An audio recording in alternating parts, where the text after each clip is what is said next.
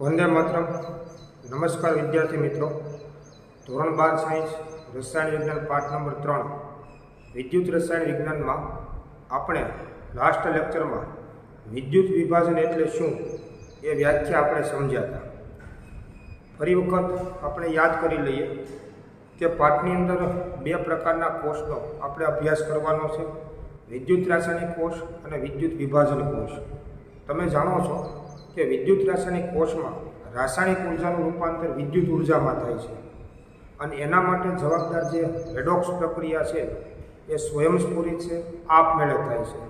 વિદ્યુત વિભાજન કોષમાં વિદ્યુત ઉર્જાનું રૂપાંતર રાસાયણિક ઉર્જામાં થાય છે અને એટલે આપણને નિપજો મળે છે.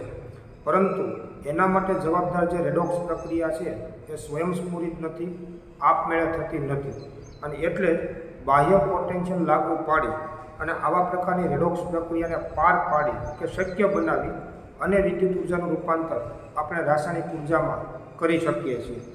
આવા પ્રકારના વિદ્યુત વિભાજન કોષ કોને કહેવાય અને વિદ્યુત વિભાજન ઘટના કોને કહેવાય એ આપણે લાસ્ટ લેક્ચરમાં ઉદાહરણ સાથે આપણે સમજ્યા. જો તમે કોઈપણ નિષ્ક્રિય વિદ્યુત ધ્રુવોની હાજરીમાં પાણીનું વિદ્યુત વિભાજન કરો તો એનોડ ઉપર O2 વાયુ અને કેથોડ ઉપર H2 વાયુ આપણને નિપજ તરીકે મળે છે. પિગલિત સોડિયમ ક્લોરાઇડનું જો વિદ્યુત વિભાજન કરવામાં આવે તો એનોડ ઉપર Cl2 વાયુ અને કેથોડ ઉપર સોડિયમ ધાતુ આપણને નિપજ તરીકે મળે છે. આ બંને ઘટનાઓ આકૃતિ સહિત અને પ્રક્રિયાઓ સહિત આપણે લાસ્ટ લેક્ચરમાં સમજ્યા હતા અને એના ઉપરથી વિદ્યુત વિભાજન ઘટનાની આપણે વ્યાખ્યા આપી હતી કે વિદ્યુત વિભાજન કોષ અને વિદ્યુત વિભાજન ઘટના કોને કહેવાય. તો વિદ્યુત વિભાજનનું જલીય દ્રાવણ અથવા પિગલિત વિદ્યુત વિભાજ્ય કોષમાં લઈ યોગ્ય વિદ્યુત ધ્રુવો ડૂબાડી અને જો બહારથી વિદ્યુત પ્રવાહ પસાર કરવામાં આવે તો વિદ્યુત ધ્રુવો ઉપર રેડોક્સ પ્રક્રિયાઓ થઈ અને નિપજો પ્રાપ્ત થાય છે. આ ઘટનાને વિદ્યુત વિભાજન તરીકે ઓળખવામાં આવે છે અને એના માટે ઉપયોગમાં લેવાતા ઉપકરણને વિદ્યુત વિભાજન કોષ તરીકે ઓળખવામાં આવે છે અને એમાં થતી જે રેડોક્સ પ્રક્રિયા છે એને વિદ્યુત વિભાજન પ્રક્રિયા તરીકે આપણે ઓળખીએ છીએ. પરંતુ ખાસ યાદ એ રાખવાનું છે કે આ પ્રક્રિયા સ્વયં પ્રેરિત નથી. તમે બહારથી વિદ્યુત પ્રવાહ કે વિદ્યુતનો જથ્થો પસાર કરો છો, બાહ્ય પોટેન્શિયલ તમે લાગુ પાડો છો એટલે જ આ પ્રકારની રેડોક્સ પ્રક્રિયા થાય છે, રાસાયણિક નિપજો મળે છે, અર્થાત પસાર કરેલી વિદ્યુત ઉર્જાનું રૂપાંતર રાસાયણિક ઉર્જામાં થાય છે તેમ કહી શકાય. લાસ્ટ લેક્ચરમાં આપણે સમજ્યા હતા કે વિદ્યુત ધ્રુવો ઉપર જે નિપજો આપણને પ્રાપ્ત થાય છે એનો આધાર ત્રણ બાબત ઉપર રહેલો છે. એક વિદ્યુત ધ્રુવોની પ્રકૃતિ ઉપર આધાર છે, બીજો આધાર જલીય દ્રાવણની સાંદ્રતા ઉપર આધાર હોય છે અને ત્રીજો આધાર તમે પસાર કરેલા વિદ્યુતના જથ્થા ઉપર એનો આધાર રહેલો હોય છે. અને બહુ સીધી વાત છે કે વિદ્યુતનો જથ્થો કે વિદ્યુત પ્રવાહ પસાર કરીએ છીએ એટલે જ રેડોક્સ પ્રક્રિયા થાય છે અને એટલે જ આપણને રાસાયણિક નિપજો મળે છે. તો સ્વાભાવિક છે કે તમે જો વધારે પ્રમાણમાં વિદ્યુતનો જથ્થો પસાર કરશો તો વધુ નિપજ મળશે, ઓછો વિદ્યુતનો જથ્થો પસાર કરશો તો આપણને ઓછી નિપજ મળશે. આવા પ્રકારના વિદ્યુત વિભાજન કોષ મિત્રો વ્યવહારમાં ક્યાંય ઉપયોગમાં હોતા નથી, પરંતુ ઉદ્યોગોમાં આ પ્રકારના કોષનો ઉપયોગ કરી અને યોગ્ય પ્રકારની નિપજો છે એ આપણે પ્રાપ્ત કરી શકીએ છીએ. ખાસ કરીને સોડિયમ અને મેગ્નેશિયમ જેવી સક્રિય ધાતુ છે કે જેનું નિષ્કર્ષણ કોઈ સામાન્ય રિડક્શન કર્તાની મદદથી એનું રિડક્શન કરી અને મેળવી શકાતી નથી ધાતુ કર્મ વિધિમાં. તો એવા સંજોગોમાં આ પ્રકારની સોડિયમ, મેગ્નેશિયમ, એલ્યુમિનિયમ આવી સક્રિય ધાતુના નિર્માણ માટે કે એની નિષ્કર્ષણ માટે આ પ્રકારના વિદ્યુત વિભાજન કોષનો ઉપયોગ કરવામાં આવે છે. તમે જાણો છો કે મેગ્નેશિયમ અને સોડિયમ જેવી ધાતુનું જો ઉત્પાદન કરવું હોય તો એના પિગલિત ક્લોરાઇડ ક્ષાર હોય એનું વિદ્યુત વિભાજન નિષ્ક્રિય ધ્રુવોની હાજરીમાં કરવાથી આપણને કેથોડ ઉપર સોડિયમ ધાતુ અને મેગ્નેશિયમ ધાતુ પ્રાપ્ત થાય છે. એલ્યુમિનિયમ ધાતુના નિષ્કર્ષણમાં તમે યાદ કરો કે હોલ હેરાઉલ્ટ પ્રવિધિ આપણે સમજ્યા છે કે જેમાં ક્રાયોલાઇટ અને એલ્યુમિના આ બંનેનું મિશ્રણ લઈ અને એના પિગલિત સ્વરૂપમાંથી જો વિદ્યુત ધ્રુવો ડૂબાડી અને જો વિદ્યુત વિભાજન કરવામાં આવે તો એમાં પણ કેથોડ ઉપર આપણને એલ્યુમિનિયમ ધાતુ છે એ પ્રાપ્ત થાય છે. આ પ્રકારની ક્રિયા આપણે ભણી પણ ગયા છીએ અને હજુ આપણે આગળ ઉપર 12 સાયન્સમાં ધાતુ કર્મ વિધિના પાઠમાં એ અંગે શીખવાનું છે, સમજવાનું છે. તો એક આવી સક્રિય ધાતુના ઉત્પાદન માટે વિદ્યુત વિભાજન કોષનો ઉપયોગ કરવામાં આવે. સોડિયમ હાઇડ્રોક્સાઇડ, પોટેશિયમ હાઇડ્રોક્સાઇડ જેવા પ્રબળ બેઝ, સલ્ફ્યુરિક એસિડ જેવા પ્રબળ એસિડના નિર્માણ માટે પણ ઉદ્યોગોમાં આ પ્રકારના વિદ્યુત વિભાજન કોષનો ઉપયોગ કરવામાં આવે છે. ઉદ્યોગોની અંદર કોપર ધાતુ, ગોલ્ડ ધાતુ, સિલ્વર ધાતુ આવા પ્રકારની ધાતુના શુદ્ધિકરણ માટે પણ વિદ્યુત વિભાજન ઘટનાનો ઉપયોગ કરવામાં આવે છે અને એ પણ આપણે આગળ ઉપર ધાતુ કર્મ વિધિના પાઠમાં આપણે સમજીશું.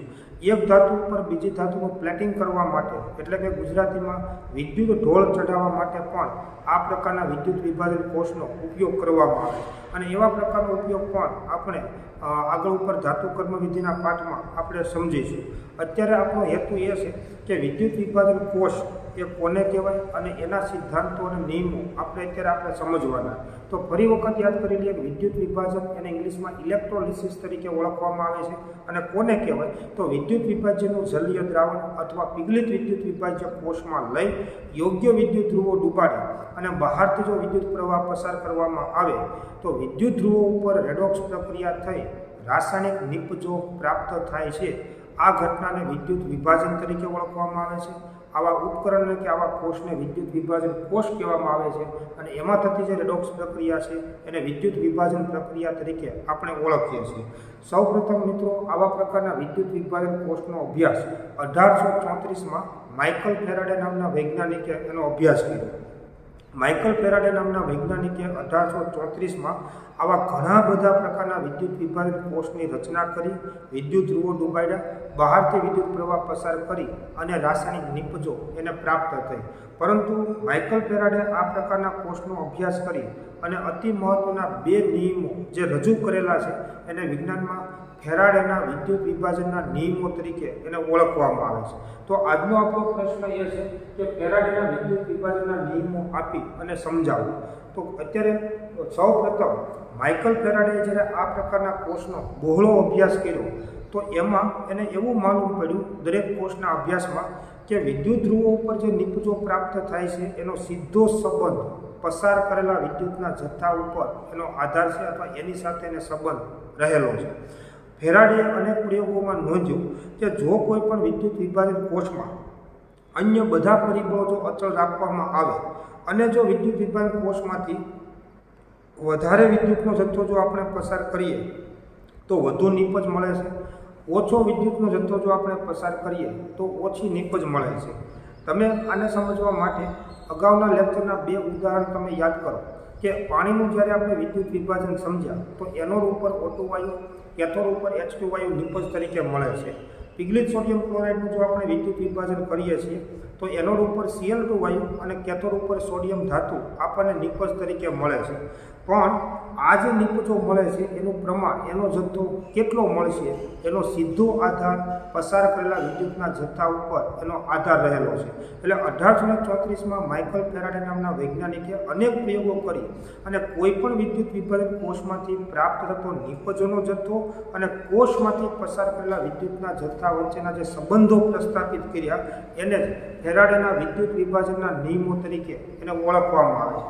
પહેલો નિયમ એ રજૂ કર્યો અને એનો સામાન્ય અભ્યાસ હતો કે કોઈ પણ વિદ્યુત વિભાજન કોષમાંથી જ્યારે વિદ્યુત પ્રવાહ કે વિદ્યુતનો જથ્થો પસાર કરવામાં આવે તો એણે એવું નોંધ્યું કે જો વધુ પ્રમાણમાં વિદ્યુતનો જથ્થો પસાર કરવામાં આવે તો વધુ નિપજ મળે છે, ઓછો વિદ્યુતનો જથ્થો પસાર કરવામાં આવે તો ઓછી નિપજ મળે છે. એનો મતલબ એવો થયો કે વિદ્યુત વિભાજન કોષમાં વિદ્યુત ધ્રુવો પર પ્રાપ્ત થતી નિપજોનો જથ્થો કોષમાંથી પસાર કરેલા વિદ્યુતના જથ્થાના સમપ્રમાણમાં હોય છે. આવું જે એને પહેલું તારણ કાઢ્યું અને નોંધ્યું એને જ ફેરાડેના પ્રથમ નિયમ તરીકે એને ઓળખવામાં આવે છે. વિચારજો મિત્રો કે ફેરાડેનો પ્રથમ નિયમ એ એક સામાન્ય અવલોકન છે. અનેક પ્રયોગોના આધારે એવું માલુમ પડ્યું કે જો કોઈ પણ વિદ્યુત વિભાજન કોષમાં વધારે વિદ્યુતનો જથ્થો પસાર કરવામાં આવે તો વધુ નિપજ મળે છે, ઓછો વિદ્યુતનો જથ્થો પસાર કરવામાં આવે તો ઓછી નિપજ મળે છે.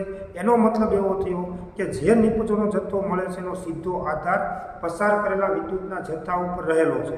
એટલે ફેરાડેએ પ્રથમ નિયમ શબ્દોમાં રજૂ કર્યો કે વિદ્યુત વિભાજન કોષમાં વિદ્યુત ધ્રુવો ઉપર પ્રાપ્ત થતી નિપજોનો જથ્થો કોષમાંથી પસાર કરેલા વિદ્યુતના જથ્થાના સમપ્રમાણમાં હોય છે. એટલે કે એને જો આપણે થોડુંક ગાણિતિક રીતે લખીએ તો વિદ્યુત ધ્રુવો ઉપર જે નિપજોનો જથ્થો પ્રાપ્ત થાય છે એનો સીધો આધાર કોષમાંથી પસાર કરેલા વિદ્યુતના જથ્થાના સમપ્રમાણમાં હોય છે. પ્રથમ નિયમ જે છે કે વિદ્યુત ધ્રુવો ઉપર પ્રાપ્ત થતી નિપજોનો જથ્થો કોષમાંથી પસાર કરેલા વિદ્યુતના જથ્થાના સમપ્રમાણમાં હોય છે. આ વિધાનને ફેરાડેના પ્રથમ નિયમ તરીકે ઓળખવામાં આવે છે. દાખલા તરીકે નિપજોનો જથ્થો જે છે એને આપણે W તરીકે દર્શાવીએ અને વિદ્યુતના જથ્થાને આપણે Q વડે દર્શાવીએ તો W is proportional two Q આમ કહી શકાય. અને આને માઇકલ ફેરાડેના પ્રથમ નિયમ તરીકે એને ઓળખવામાં આવે છે. હવે તમે અહીંયા આપણે વિચારો કે નિપજો જે આપણને મળશે એ ઘન અવસ્થામાં હોય છે અને વાયુ અવસ્થામાં પણ હોય છે. માની લો કે કોઈ પણ નિપજો ઘન અવસ્થામાં મળે કે વાયુ અવસ્થામાં મળે, કોઈ પણ નિપજના જથ્થાને દર્શાવવા માટે એક એકમ આપણે મોલ એકમનો ઉપયોગ આપણે કરીએ છીએ. તો મોલ એ પદાર્થનો જથ્થો દર્શાવતો એકમ છે. એટલે માનો કે કોઈ નિપજ વાયુ અવસ્થામાં હોય કે કોઈ નિપજ ઘન અવસ્થામાં હોય તો એનો જથ્થો દર્શાવવા માટે એક એકમ મોલ એકમનો આપણે ઉપયોગ કરીએ છીએ. બીજી બાબત કે જો નિપજોની અવસ્થા ઘન અવસ્થા હોય તો ઘણી બધી વખત આપણે મોલને ગ્રામ કે કિલોગ્રામમાં પણ રૂપાંતરિત કરી શકીએ. દાખલા તરીકે તમે વિચારો કે 1 મોલ જો આપણને સોડિયમ ધાતુ મળતી હોય તો એનો મતલબ એવો થયો કે 23 ગ્રામ સોડિયમ ધાતુ આપણને મળે છે. એટલે કોઈ પણ જો નિપજ ઘન અવસ્થામાં હોય તો એનો જથ્થો આપણે ગ્રામ કિલોગ્રામમાં પણ લઈ શકીએ. માનો કે કોઈ નિપજ વાયુ અવસ્થામાં હોય તો વાયુ અવસ્થાનો જથ્થો આપણે કદમાં લીટર અથવા મિલીલીટર એકમની અંદર પણ દર્શાવી શકીએ. તો પહેલી બાબતે ખાસ ધ્યાનમાં રાખવાની કે નિપજો આપણને જે મળશે તે, પરંતુ એના જથ્થાને દર્શાવવા માટે મોલ એકમનો ઉપયોગ કરવામાં આવે છે. પછી અવસ્થા ઘન હોય કે વાયુ હોય, જો ઘન અવસ્થા હોય તો ઘણી બધી વખત નિપજનો જથ્થો ગ્રામ કે કિલોગ્રામમાં દર્શાવી શકાય. જો નિપજની ભૌતિક અવસ્થા વાયુ હોય તો એનો જથ્થો દર્શાવવા માટે કદ એટલે કે લીટર અને મિલીલીટર જેવા એકમનો પણ ઉપયોગ કરી અને આપણે નિપજોનો જથ્થો છે એ દર્શાવી શકીએ છીએ. આવા પ્રકારની બાબતો આપણે દાખલાઓની અંદર આગળ ઉપર શીખશું. બીજી વાત એ છે કે નિપજ જે મળતી હોય તે પણ એનો સીધો આધાર પસાર કરેલા વિદ્યુતના જથ્થા ઉપર તેનો આધાર રહેલો હોય છે. અહીંયા પણ મિત્રો ખાસ સમજવાનું છે કે કોઈ પણ વિદ્યુત વિભાજન કોષને તમે બાહ્ય સ્ત્રોત સાથે જોડો છો અને એમાંથી તમે વિદ્યુત પ્રવાહ પસાર કરો છો, મતલબ વીજભાર તમે પસાર કરો છો. એ વીજભાર જે છે ને એને જ વિદ્યુતના જથ્થા તરીકે ઓળખવામાં આવે, વીજભારના જથ્થા તરીકે ઓળખવામાં આવે. અહીંયા ખાસ સમજવાનું છે કે વીજભારના જથ્થાને આપણે Q એકમ વડે આપણે દર્શાવીએ છીએ અને Q એનો એકમ કુલમ એકમની અંદર એને રજૂ કરવામાં આવે છે. કોઈ પણ કોષમાંથી પસાર કરેલો વિદ્યુતનો જથ્થો એને સંજ્ઞા Q વડે દર્શાવવામાં આવે અને એનો એકમ છે ને એ કુલમ એકમની અંદર દર્શાવવામાં આવે છે. અર્થાત વીજભારનો જે જથ્થો છે એને આપણે કુલમ એકમની અંદર દર્શાવીએ છીએ. આનો અર્થ એવો થયો કે વીજભારનો જથ્થો એટલે માત્ર ને માત્ર વિદ્યુત પ્રવાહ નથી, પણ કોઈ પણ કોષમાંથી તમે જો I એમ્પિયર વીજ પ્રવાહ t સેકન્ડ સમય સુધી તમે જો પસાર કરો તો પસાર કરેલો વિદ્યુતનો જથ્થો Q કુલમ તરીકે ઓળખવામાં આવે. એનો મતલબ એવો થયો કે અહીંયા આપણો જે Q છે એનો મતલબ શું થાય કે Q બરાબર I ગુણાકારમાં t આ રીતે દર્શાવવામાં આવે. તો જો I તમે એમ્પિયર એકમની અંદર તમે લો અને t તમે સમય સેકન્ડ એકમની અંદર તમે લો તો આ બંનેનો ગુણાકાર જે આપણે વીજભારનો જથ્થો મળશે એ કુલમ એકમની અંદર આપણને મળે છે. એટલે કે I એમ્પિયર વીજ પ્રવાહ t સેકન્ડ સમય સુધી જો પસાર કરવામાં આવે તો પસાર થયેલો વિદ્યુતનો જથ્થો Q કુલમ તરીકે તેને ઓળખવામાં આવે. દાખલા તરીકે તમે વિચારો કે 1 એમ્પિયર વીજ પ્રવાહ જો આપણે 1 સેકન્ડ સમય સુધી પસાર કરીએ તો પસાર થયેલો વિદ્યુતનો જથ્થો 1 કુલમ પસાર થયો છે તેમ કહી શકાય. માની લો કે 5 એમ્પિયર વીજ પ્રવાહ આપણે 1 સેકન્ડ સમય સુધી પસાર કરીએ છીએ તો પણ પસાર થયેલો વિદ્યુતનો જથ્થો 5 કુલમ કહેવાય. અથવા તો 1 એમ્પિયર વીજ પ્રવાહ જો આપણે 5 સેકન્ડ સમય સુધી પસાર કરીએ તો પસાર થયેલો વિદ્યુતનો જથ્થો 5 કુલમ છે એવું કહી શકાય. આના ઉપરથી મિત્રો તમે સમજી શકશો કે વિદ્યુત પ્રવાહ I અને વીજભારનો જથ્થો Q આ બંને જુદી રાશિ છે. વિદ્યુત પ્રવાહ I એમ્પિયર એકમમાં અને સમય t આ બંનેનો જે ગુણાકાર છે એને આપણે વીજભારનો જથ્થો ક્યુ કુલમ્બ એકમ તરીકે એને આપણે ઓળખીએ છીએ. એટલે એમ કહી શકાય કે આ એમ્પિયર વીજ પ્રવાહ t સેકન્ડ સમય સુધી જો પસાર કરવામાં આવે તો પસાર થયેલો વિદ્યુતનો જથ્થો ક્યુ કુલમ્બ પસાર થયો છે તેવું કહી શકાય. એટલે તમે સમજી શકશો કે 5 એમ્પિયર વીજ પ્રવાહ 1 સેકન્ડ સમય માટે પસાર કરો અથવા તો 1 એમ્પિયર વીજ પ્રવાહ 5 સેકન્ડ સમય સુધી પસાર કરો તો આ બંને સંજોગોમાં પસાર થયેલો વિદ્યુતનો જથ્થો સરખો કહેવાય 5 કુલમ્બ, અને તો પછી મળતી નિપજનો જથ્થો પણ આપણને સરખો મળશે. એટલે ખરેખર જે ફેરાડેનો પ્રથમ નિયમ છે કે વિદ્યુત ધ્રુવો ઉપર પ્રાપ્ત થતી નિપજોનો જથ્થો એ કોષમાંથી પસાર કરેલા વિદ્યુતના જથ્થાના સમપ્રમાણમાં હોય છે. વિદ્યુત પ્રવાહના સમપ્રમાણમાં છે એવું કહેતા નથી. વાત ખાસ સમજવી, વિદ્યુત પ્રવાહ આઈના સમપ્રમાણમાં નથી, પણ આઈ ગુણાકારમાં ટીના સમપ્રમાણમાં છે. એટલે કે વીજભારનો જથ્થો ક્યુ છે ને એના સમપ્રમાણમાં છે, અને વીજભારનો જે જથ્થો છે એનો આધાર આઈ અને ટી બંને ઉપર હોય છે. અને આ વાત તમે ભૌતિક વિજ્ઞાનની અંદર પણ તમે શીખતા હશો.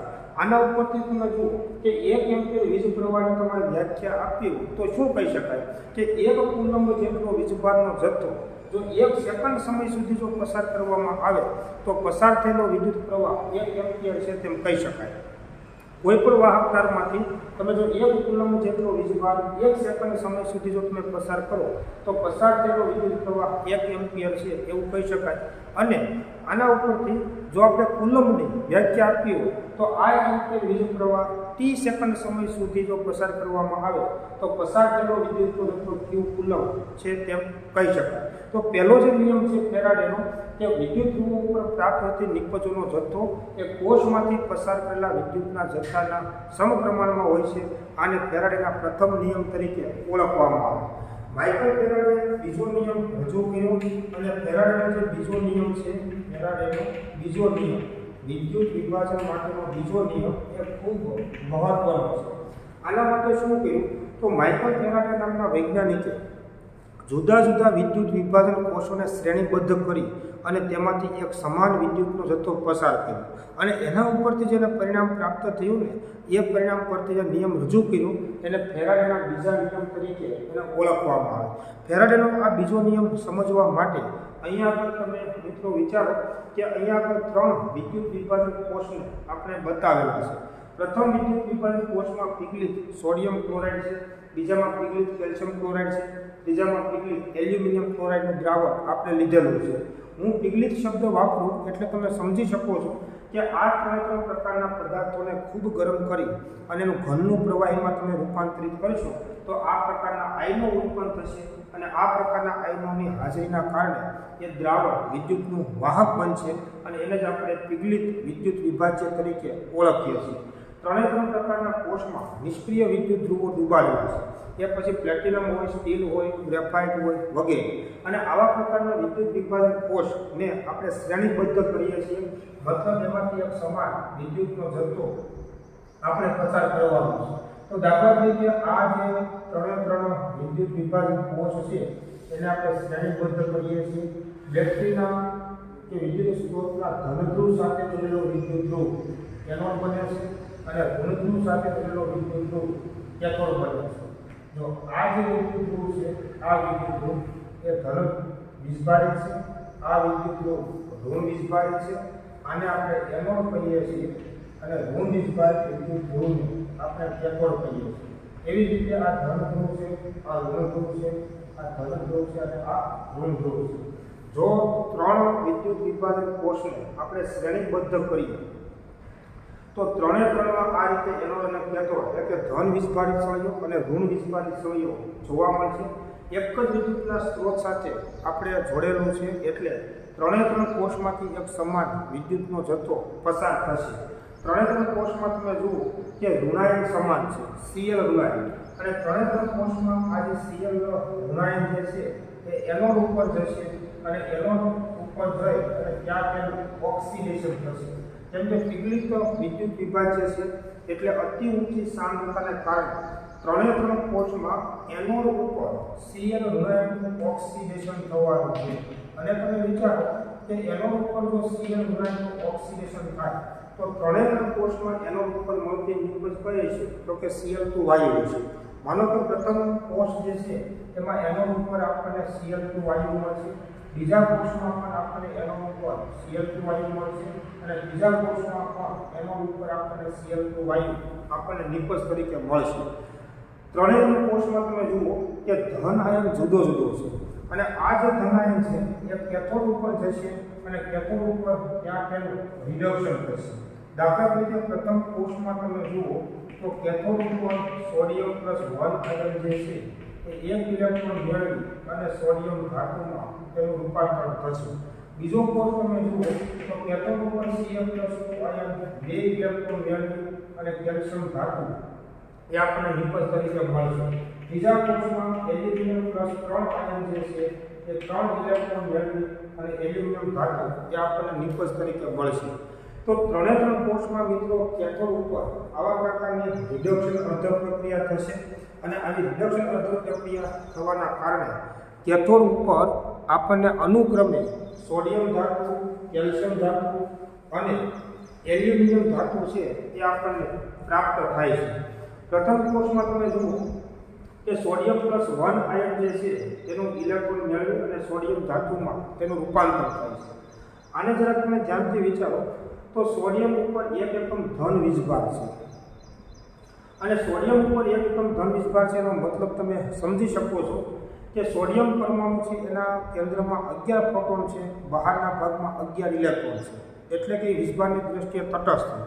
પણ 1 એકમ ધન વીજભાર છે એનો મતલબ એની પાસે ઇલેક્ટ્રોન એક ઓછો છે, અર્થાત કેન્દ્રમાં 11 પ્રોટોન છે, બહારના ભાગમાં 10 જ ઇલેક્ટ્રોન છે.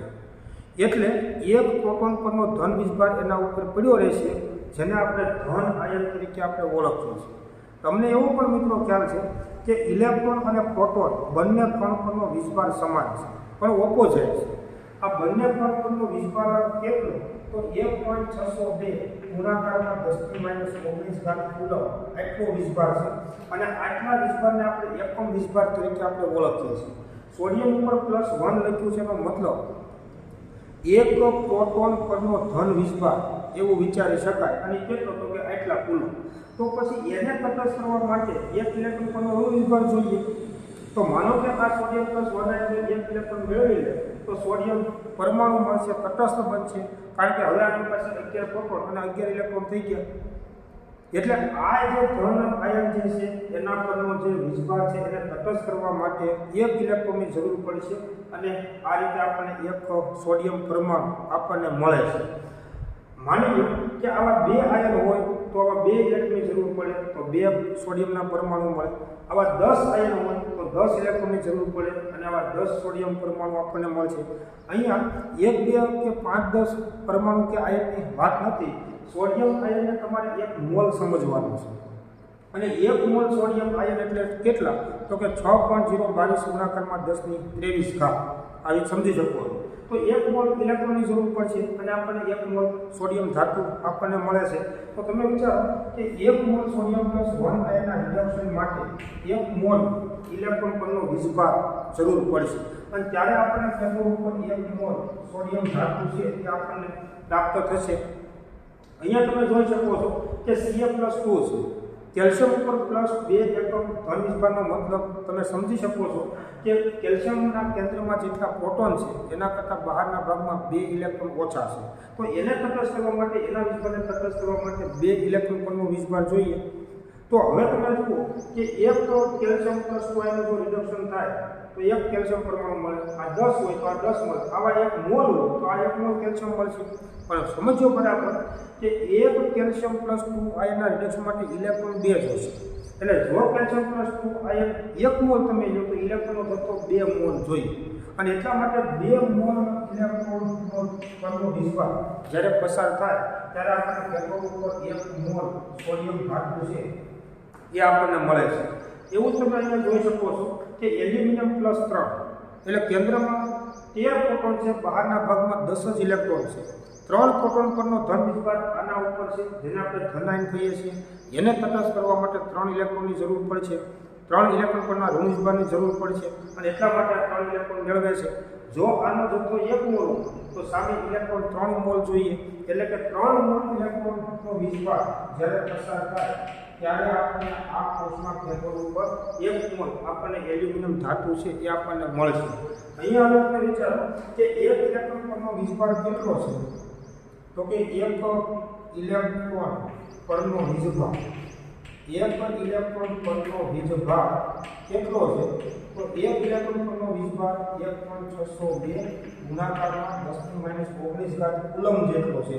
તો 1 મોલ ઇલેક્ટ્રોન પરનો વીજભાર 1 મોલ ઇલેક્ટ્રોન પરનો વીજભાર બરાબર કેટલો, તો કે 1.602 ગુણાકારમાં 10⁻⁻19 કુલમ ગુણાકારમાં 6.022 ગુણાકારમાં 10⁻23. વાત વિચારજો બરાબર કે 1 ઇલેક્ટ્રોન પરનો વીજભાર જો એટલા કુલમ લો તો 1 મોલ ઇલેક્ટ્રોન પરનો વીજભાર 1.602 ગુણાકારમાં 10⁻19 ગુણાકારમાં એવો કેટલો અંક કરવો પડે.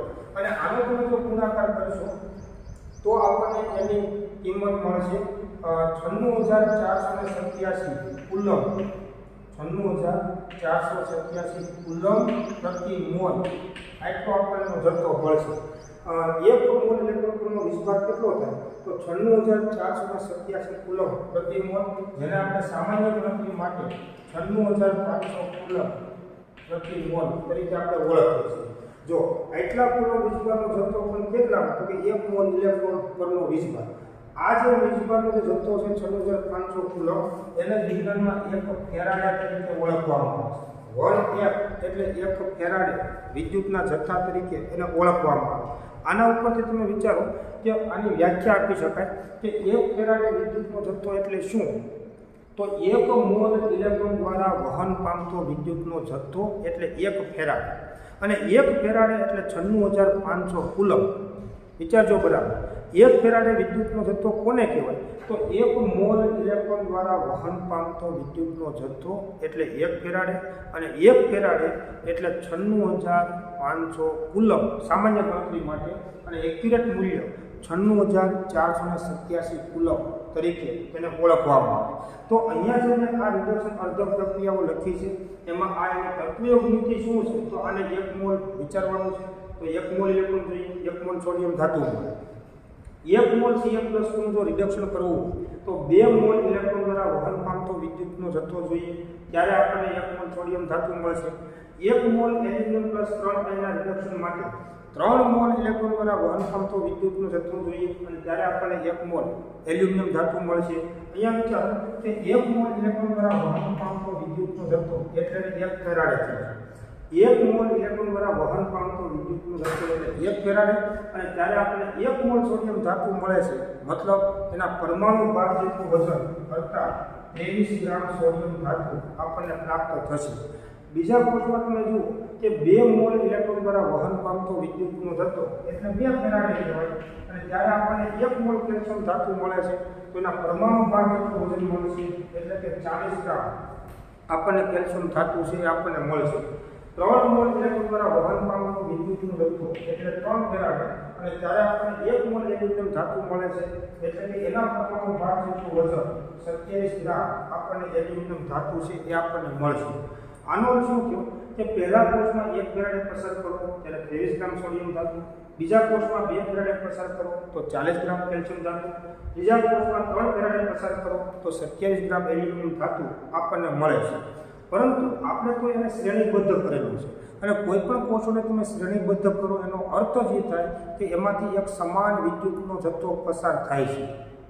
આપણે એવું ધારીએ કે 3માંથી એક સમાન વિદ્યુતનો જથ્થો, માની લો કે 1 ફેરાડે આપણે વિદ્યુતનો જથ્થો પસાર કરીએ છીએ, અને જો 1 ફેરાડે વિદ્યુતનો જથ્થો આપણે પસાર કરતા હોઈએ કે જો 1 ફેરાડે વિદ્યુતનો જથ્થો 1 ફેરાડે વિદ્યુતનો જથ્થો પસાર થતો હોય તો શું થાય, ત્રણ કોષમાંથી એક સમાન 1 ફેરાડે વિદ્યુતનો જથ્થો પસાર થતો હોય તો પ્રથમ કોષમાં તમે જુઓ કે આ પ્રકારની રિડક્શન પ્રક્રિયા થશે. જો 1 મોલ ઇલેક્ટ્રોન દ્વારા વહન પામતો વિદ્યુતનો જથ્થો એટલે 1 ફેરાડે, અને ત્યારે આપણને 1 મોલ સોડિયમ ધાતુ મળશે, અને 1 મોલ સોડિયમ ધાતુ એટલે આપણને 23 ગ્રામ સોડિયમ ધાતુ છે આપણને મળશે. બીજા કોષમાં તમે જુઓ કે 1 મોલ Ca+2 નું રિડક્શન કરવા માટે તમારે 2 ફેરાડે વિદ્યુતના જથ્થાની જરૂર પડે છે. હવે તમે પસાર કરો છો 1 ફેરાડે, તો આના અડધા મોલનું રિડક્શન થશે. અડધો મોલ Ca+2 આયન દ્રાવણમાં પીડ્યો રહેશે, જેનું રિડક્શન થઈ શકશે નહીં. એટલે કે 1 ફેરાડે તમે જો પસાર કરો તો અડધા મોલ Ca+2 નું રિડક્શન થશે અને આપણને અડધો મોલ કેલ્શિયમ ધાતુ છે એ આપણને મળશે. જો 1 મોલ ઇલેક્ટ્રોન દ્વારા વહન પામતો વિદ્યુતનો જથ્થો એટલે કે 1 ફેરાડે કહેવાય, અને જ્યારે આપણને અડધો મોલ કેલ્શિયમ ધાતુ મળે છે, અડધો મોલ એટલે 40/2 બરાબર ખરેખર 20 ગ્રામ આપણને કેલ્શિયમ ધાતુ છે એ આપણને પ્રાપ્ત થશે. ત્રીજા કોષમાં તમે જુઓ કે 1 મોલ એલ્યુમિનિયમ પ્લસ 3 આયનનું રિડક્શન કરવા માટે 3 ફેરાડે 3 મોલ ઇલેક્ટ્રોન પરના વીજભારની જરૂર પડે. હવે તમે પસાર કરો છો 1 ફેરાડે, તો આના 2 ભાગના એલ્યુમિનિયમ પ્લસ 3 આયન એમને પડ્યા રહેશે. ત્રીજા ભાગનું જે એલ્યુમિનિયમ પ્લસ 3 આયન છે એનું જ રિડક્શન થવાનું, એટલે કે આને તમે 3 વડે ભાગી દો તો 1/3 aluminium plus 3 ion plus 1 electron, તો 1/33 મોલ શું મળશે? એલ્યુમિનિયમ ધાતુ મળશે. તો 1 મોલ ઇલેક્ટ્રોન દ્વારા વહન પામતો વિદ્યુતનો જથ્થો એટલે 1 ફેરાડે, ત્યારે 1/33 મોલ એલ્યુમિનિયમ ધાતુ મળશે. 1 મોલ હોય તો 27 ગ્રામ કહેવાય, અહીંયા ભાગ્યા 3 કરવા પડશે, એટલે કે આપણને 9 ગ્રામ એલ્યુમિનિયમ ધાતુ છે એ આપણને પ્રાપ્ત થશે. અહીંયા તો તમે મિત્રો વિચારો કે ત્રણે કોષમાંથી તમે જ્યારે એક સમાન વિદ્યુતનો જથ્થો 1 ફેરાડે પસાર કરો છો ને, ત્યારે ત્રણે કોષમાં આ જે વજન મળે છે 23 ગ્રામ સોડિયમ, 20 ગ્રામ કેલ્શિયમ અને 9 ગ્રામ એલ્યુમિનિયમ, એ શું છે? તો એ તમે જુઓ કે એના પરમાણુ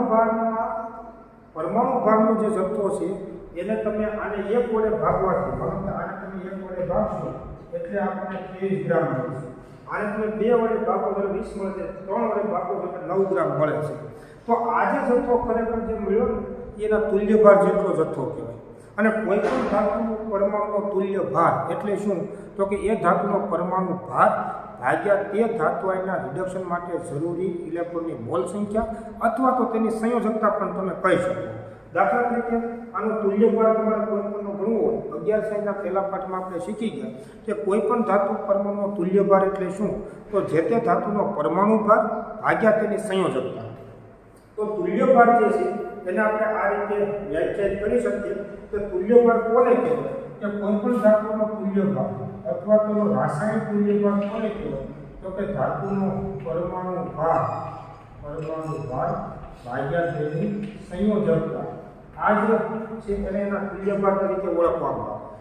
આ તુલ્ય ભારને એના રાસાયણિક તુલ્યાંક તરીકે પણ એને ઓળખવામાં આવે. મિત્રો ખાસ યાદ રાખજો, તમે ધાતુ પરમાણુનો તુલ્ય ભાર કહો તોય ભલે, એને એનો રાસાયણિક તુલ્યાંક કહો તોય ભલે, અને કેવી રીતે મળે? તો જે તે ધાતુનો પરમાણુ ભાર ભાગ્યા તેની સંયોજકતા અથવા તો તે ધાતુ આયનના રિડક્શન માટે જરૂરી ઇલેક્ટ્રોનની મોલ સંખ્યા, એને તેના તુલ્ય ભાર તરીકે ઓળખવામાં આવે. દાખલા તરીકે તમે જુઓ કે સોડિયમનો જો તમારે તુલ્ય ભાર મેળવવો તો સોડિયમનો પરમાણુ ભાર કેટલો? 23 ભાગ્યા તેની સંયોજકતા કેટલી? 1, એટલે એનો અણુભારને તુલ્ય ભાર પરમાણુ ભારને તુલ્ય ભાર સરખો થાય. કેલ્શિયમ છે એનો તુલ્ય ભાર કેટલો? તો કે એનો પરમાણુ ભાર કેટલો છે? તો કે 40 ભાગ્યા તેની સંયોજકતા કેટલી? તો કે 2, એટલે 40/2 એટલે 20 એનો તુલ્ય ભાર કહેવાય. એલ્યુમિનિયમનો તુલ્ય ભાર કેટલો? તો પરમાણુ ભાર 27 ભાગ્યા તેની સંયોજકતા કેટલી? તો કે 3, તો 27/3 એટલે 9 એનો તુલ્ય ભાર કહેવાય. અહીંયા તમે મિત્રો વિચારો કે ત્રણે કોષમાંથી તમે જો એક સમાન વિદ્યુતનો જથ્થો પસાર કરો તો દરેક કોષમાં કેથોડ ઉપર મળતી નિપજ એ ખરેખર તુલ્ય ભાર જેટલી મળે છે તમે જોઈ શકો છો. અત્યારે તમે 1 ફેરાડે વિદ્યુતનો જથ્થો જો પસાર કરતા હો તો તમને આમાં 23 ગ્રામ સોડિયમ ધાતુ, આમાં 20 ગ્રામ કેલ્શિયમ ધાતુ, આમાં 9 ગ્રામ એલ્યુમિનિયમ ધાતુ મળે છે. કોઈ એમ વિચારે કે એક સમાન 2 ફેરાડે પસાર કરવો હોય તો આને તમે 2 વડે કેટલો જથ્થો મળે? મતલબ આ 46 ગ્રામ મળે, આ 40 ગ્રામ મળે, આ 18 ગ્રામ મળે. આનો મતલબ એવો થયો કે જો તમે આવી રીતે કોષોને શ્રેણીબદ્ધ કરો અને એક સમાન વિદ્યુતનો જથ્થો પસાર કરો ને તો દરેક વિદ્યુત ધ્રુવ ઉપર પ્રાપ્ત થતી નિપજોનો જથ્થો તેના તુલ્ય ભારના સમપ્રમાણમાં. અને આ જે હકીકત ફેરાડેએ નોંધી એને જ માઇકલ ફેરાડેના બીજા નિયમ તરીકે એને ઓળખવામાં આવે છે. વિચારજો બરાબર કે ફેરાડેનો બીજો નિયમ એટલે શું? તો આ જે પ્રયોગ છે એના ઉપરથી આપણે ફેરાડેના બીજા નિયમને રજૂ કરી શકીએ. અને શું કહેવાય તો કે જુદા જુદા વિદ્યુત વિભાજ્ય ધરાવતા વિદ્યુત વિભાજન કોષોને શ્રેણીબદ્ધ કરી તેમાંથી એક સમાન વિદ્યુતનો જથ્થો જો પસાર કરવામાં આવે તો વિવિધ વિદ્યુત ધ્રુવો ઉપર પ્રાપ્ત થતી નિપજોનો જથ્થો કોષમાંથી પસાર કરેલા વિવિધ વિદ્યુત ધ્રુવો ઉપર પ્રાપ્ત થતી નિપજોનો જથ્થો તેમના તુલ્યભારના સમપ્રમાણમાં હોય છે. આ જે વિધાન છે એને ફેરાડેના બીજા નિયમ તરીકે ઓળખવામાં આવે. ફરી વખત તમે વિચારો કે ફેરાડેનો બીજો નિયમ કોને કહેવાય. આ પ્રયોગ પરથી સમજીને તમારે યાદ રાખવાનું છે કે એનું વિધાન કેવું રજૂ કર્યું તો જુદા જુદા વિદ્યુત વિભાજ્ય ધરાવતા વિદ્યુત વિભાજન કોષોને શ્રેણીબદ્ધ કરી તેમાંથી એક સમાન વિદ્યુતનો જથ્થો જો પસાર કરવામાં આવે તો વિવિધ વિદ્યુત ધ્રુવો ઉપર પ્રાપ્ત થતી નિપજોનો જથ્થો તેમના તુલ્ય ભારના સમપ્રમાણમાં હોય છે. આ વિધાનને ફેરાડેના બીજા નિયમ તરીકે ઓળખવામાં આવે છે. વિધાન મિત્રો ખૂબ સરળ છે અને આ જે આકૃતિ અને ગણતરી આપણે દર્શાવી છે એના ઉપરથી સમજી અને ફેરાડેના બીજા નિયમને રજૂ કરવાનો છે. ફરી વખત હું બોલું છું કે જુદા જુદા વિદ્યુત વિભાજ્ય ધરાવતા વિદ્યુત વિભાજન કોષોને શ્રેણીબદ્ધ કરી તેમાંથી એક સમાન વિદ્યુતનો જથ્થો જો પસાર કરવામાં આવે તો વિવિધ વિદ્યુત ધ્રુવો ઉપર પ્રાપ્ત થતી નિપજોનો જથ્થો તેમના તુલ્ય ભારના સમપ્રમાણમાં હોય છે. આ વિધાનને ફેરાડેના બીજા નિયમ તરીકે ઓળખવામાં આવે. હવે આવું આપણને શા માટે મળે છે તો તમે જુઓ કે દરેક કોષમાં આ જે રિડક્શન અર્ધ પ્રક્રિયા થાય છે એ એના તત્વયોગમિતીય સંબંધ ધરાવે છે. તમે જોઈ શકો છો કે અહીંયા આગળ 1 મોલ સોડિયમ પ્લસ 1 આયનનું રિડક્શન કરવા માટે એક જ ફેરાડે જોઈએ. જો તમે આ લો 1 મોલ Cl+2 તો એના રિડક્શન માટે 2 ફેરાડે જોઈએ. 1 મોલ એલ્યુમિનિયમ પ્લસ 3 આયન તમે લો તો એના રિડક્શન માટે 3 ફેરાડે વિદ્યુતનો જથ્થો તમારે પસાર કરવો પડે. આ એનો તત્વયોગમિતીય સંબંધ છે. એટલે કે ઓક્સિડેશન અને રિડક્શન અર્ધ પ્રક્રિયાઓ દ્વારા વિદ્યુત ધ્રુવો ઉપર પ્રાપ્ત થતી નિપજોની મોલ સંખ્યા એ કોષમાંથી પસાર કરેલા વિદ્યુતના જથ્થા સાથે સંબંધ ધરાવે છે. આને ફેરાડેના નિયમોની આધુનિક રજૂઆત તરીકે પણ એને ઓળખવામાં આવે. તમે આ બંને નિયમોનો સમન્વય કરી અને જો ત્રીજા નિયમ સ્વરૂપે દર્શાવો, અત્યારે આપણી બુકમાં રજૂ નથી કરેલું પણ એને ફેરાડેના નિયમોની આધુનિક રજૂઆત તરીકે પણ એને ઓળખવામાં આવે. અને શું કહી શકાય તો કે ઓક્સિડેશન અને રિડક્શન અર્ધ પ્રક્રિયાઓ દ્વારા દરેક કોષમાં વિદ્યુત ધ્રુવો ઉપર પ્રાપ્ત થતી નિપજોની મોલ સંખ્યા એ કોષમાં થતી પ્રક્રિયાની તત્વયોગમિતિ અનુસાર કોષમાંથી પસાર કરેલા વિદ્યુતના જથ્થા સાથે સંબંધ ધરાવે છે. આ વિધાનને ફેરાડેના નિયમની આધુનિક રજૂઆત તરીકે એને ઓળખવામાં આવે. આનો શું મિનિંગ થાય તો તમે જુઓ કે અહીંયા આગળ આપણે જે વિદ્યુતનો જથ્થો જે પસાર કરીએ છીએ વિદ્યુતનો જથ્થો અને સામે આપણને નિપજોનો જથ્થો આપણને મળે છે. વિદ્યુતનો જથ્થો અને નિપજોનો જથ્થો પહેલા તમે જો 1 ફેરાડે પસાર કરો છો તો 1 મોલ નિપજ મળે છે. 2 ફેરાડે પસાર કરો ત્યારે 1 મોલ, 3 ફેરાડે પસાર કરો ત્યારે 1 મોલ મળે છે. વ્યાપક અર્થમાં n ફેરાડે વિદ્યુતનો જથ્થો જો તમે પસાર કરો તો વિદ્યુત ધ્રુવો ઉપર આપણને 1 મોલ નિપજ પ્રાપ્ત થશે. જો તમે 1 ફેરાડે જેટલો અચળ વિદ્યુતનો જથ્થો તમે પસાર કરતા હો તો આમાં જો 1 ફેરાડે પસાર કરો તો 1 મોલ, 1 ફેરાડે પસાર કરો તો અડધો મોલ, 1 ફેરાડે પસાર કરો તો 1/3 મોલ. અર્થાત જો તમે 1 ફેરાડે વિદ્યુતનો જથ્થો પસાર કરો તો 1/n મોલ જેટલી નિપજ આપણને પ્રાપ્ત થશે. કોઈ પણ વિદ્યુત વિભાજ્ય ધરાવતા વિદ્યુત વિભાજન કોષમાં વિચારજો બરાબર, જો n ફેરાડે વિદ્યુતનો જથ્થો પસાર કરવામાં આવે તો 1 મોલ નિપજ મળશે અથવા 1 ફેરાડે વિદ્યુતનો જથ્થો જો પસાર કરવામાં આવે તો 1/n મોલ જેટલી નિપજ પ્રાપ્ત થાય છે. અને આ જે હકીકત છે એને ફેરાડેના બીજા નિયમ તરીકે એને ઓળખવામાં આવે. અર્થાત દરેક વિદ્યુત ધ્રુવો પર પ્રાપ્ત થતી નિપજોનો જથ્થો એ તેમના તુલ્ય ભારના સમપ્રમાણમાં હોય છે. એને જ ફેરાડેના બીજા નિયમ તરીકે ઓળખવામાં આવે છે. ત્યારે કે જુદા જુદા વિદ્યુત વિભાજ્ય ધરાવતા વિદ્યુત વિભાજન કોષોને તમે જ્યારે શ્રેણીબદ્ધ કરો ત્યારે આ રીતે ફેરાડેના બીજા નિયમ તરીકે એને ઓળખવામાં આવે. એટલેનું વિધાન છે કે જુદા જુદા વિદ્યુત વિભાજ્ય ધરાવતા વિદ્યુત વિભાજન કોષોને શ્રેણીબદ્ધ કરી તેમાંથી એક સમાન વિદ્યુતનો જથ્થો જો પસાર કરવામાં આવે તો વિદ્યુત ધ્રુવો ઉપર પ્રાપ્ત થતી નિપજોનો જથ્થો તેમના તુલ્ય ભારના સમપ્રમાણમાં હોય છે. આ વિધાનને ફેરાડેના બીજા નિયમ તરીકે ઓળખવામાં આવે છે. કોઈ પણ ધાતુ કે નિપજનો તુલ્ય ભાગ એટલે એનો રાસાયણિક તુલ્યાંક પણ કહી શકાય. અને કેટલો તો કે એ ધાતુનો પરમાણુ ભાર ભાગ્યા તેની સંયોજકતા જેટલો એનો તુલ્ય ભાર હોય છે. અને એટલા માટે આ જે આપણને દળ મળે છે એના તુલ્ય ભાર જેટલું દળ છે જે પસાર કરેલા વિદ્યુતના જથ્થા ઉપર તેનો આધાર રહેલો હોય છે. એટલે આધુનિક રજૂઆતમાં એમ કહી શકાય કે જો કોઈ પણ વિદ્યુત વિભાજન કોષમાં n ફેરાડે વિદ્યુતનો જથ્થો પસાર કરવામાં આવે તો 1 મોલ નિપજ મળશે, અથવા 1 ફેરાડે વિદ્યુતનો જથ્થો પસાર કરવામાં આવે તો 1/n મોલ જેટલી નિપજ આપણને પ્રાપ્ત થાય છે. હવે અહીંયા આગળ આપણે જો 1 ફેરાડે જેટલો અચળ વિદ્યુતનો જથ્થો પસાર કરવો હોય તો ફેરાડેના સમયમાં અચળ વિદ્યુતના સ્ત્રોત પ્રાપ્ય હતા નહીં. આજે એક પરિસ્થિતિ છે અથવા આજે એ સુવિધા છે કે આપણે અચળ વિદ્યુતના સ્ત્રોત ધરાવીએ છીએ અને એ કોઈપણ કોષમાંથી આપણે પસાર કરી શકીએ. પરંતુ ફેરાડેના સમયમાં આ પ્રકારના અચળ વિદ્યુતના સ્ત્રોત જ્યારે પ્રાપ્ત હતા નહીં ત્યારે એક પ્રમાણિત વિદ્યુત વિભાજન કોષનો ઉપયોગ કરવામાં આવતો હતો અને એને કુલોમીટરના નામથી એને ઓળખવામાં આવે છે. કુલોમીટર. હવે કુલોમીટર જે છે એ એક એવો પ્રમાણિત વિદ્યુત વિભાજન કોષ છે કે જેમાં કેથોડ ઉપર કોપર અને સિલ્વરનું રિડક્શન થવાથી કોપર ધાતુ અને સિલ્વર ધાતુ છે ને એ મળે છે.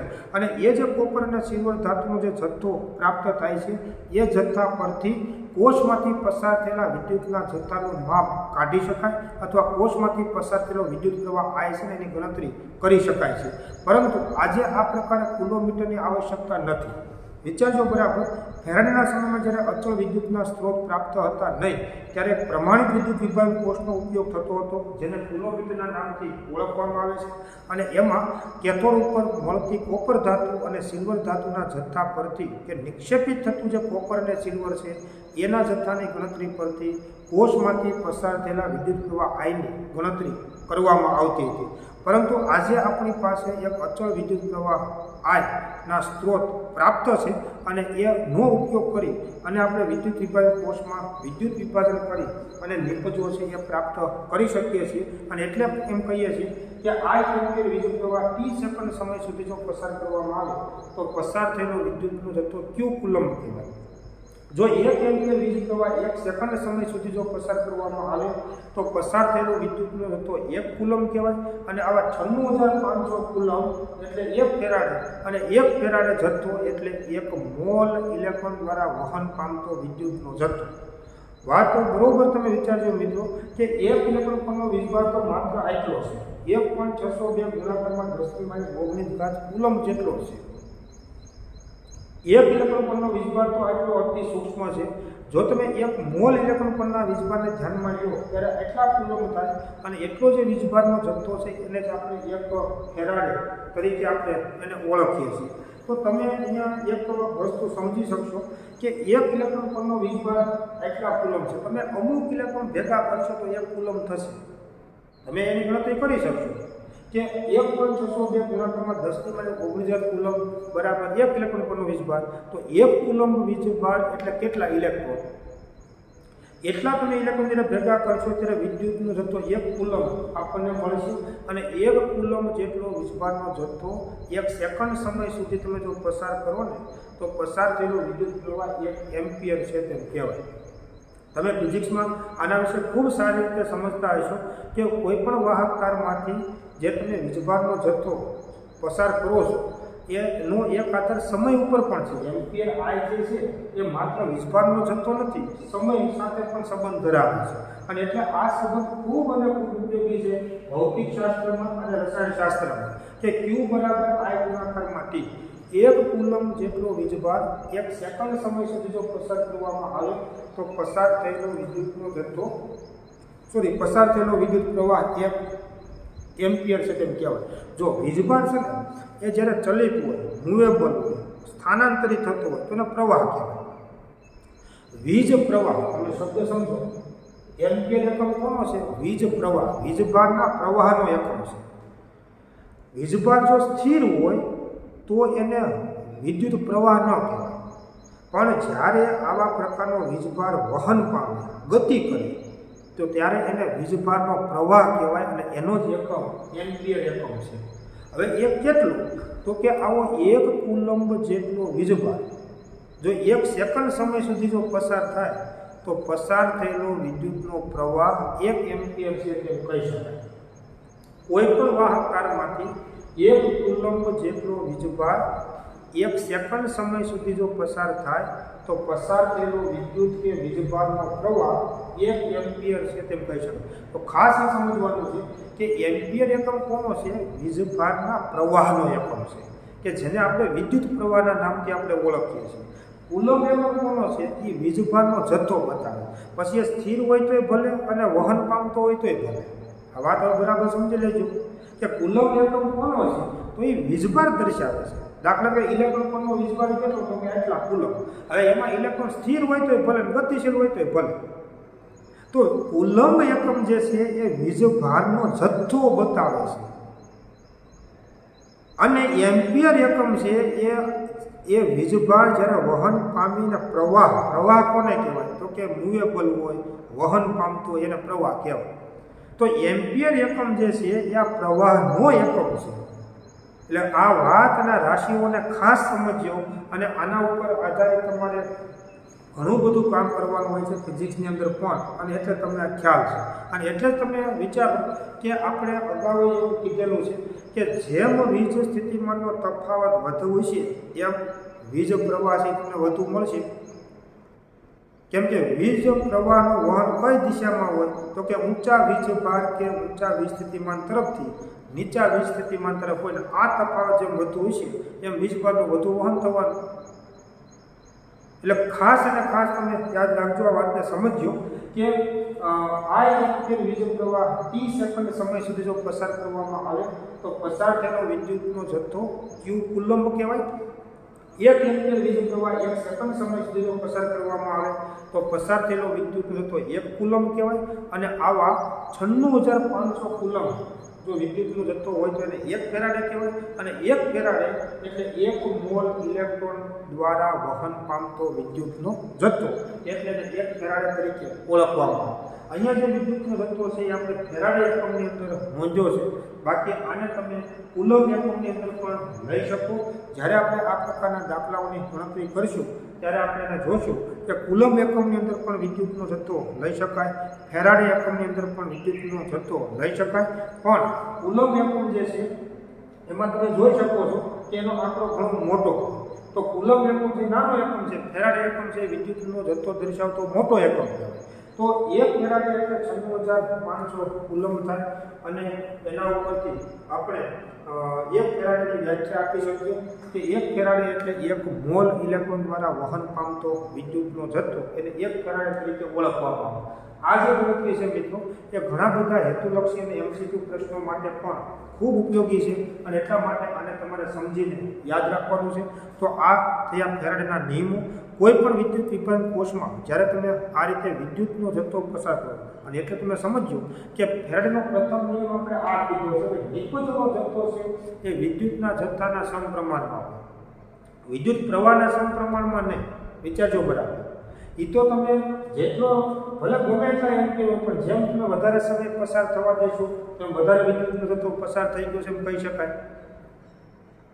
અને જો તમે વીજ પ્રવાહ જો વધુ હોય, સમય ભલે ઓછો પણ વીજ પ્રવાહ જો વધુ હોય તો પણ વિદ્યુતનો જથ્થો વધારે પસાર છે એમ કહી શકાય.